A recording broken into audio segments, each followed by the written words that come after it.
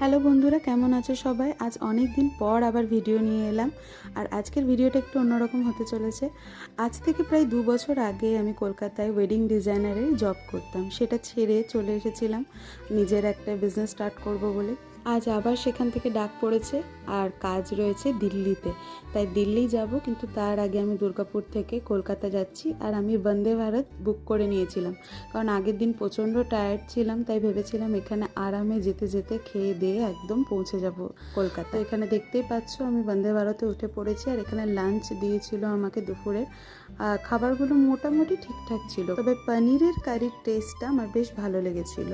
আর খাবার খেতে খেতে আমি ঠিক যে কখন পৌঁছে গেলাম বুঝতেই পারলাম না। আর এই খাবার শেষ করার পর দিয়েছিল আইসক্রিম। আর বাইরে শরৎকালে রোদটা এত সুন্দর লাগছিল। আর পরের দিনই ছিল কিন্তু ষষ্ঠী। আর এই দেখো আমি পৌঁছে গেছি কলকাতায়। আর পৌঁছানোর পর বাসে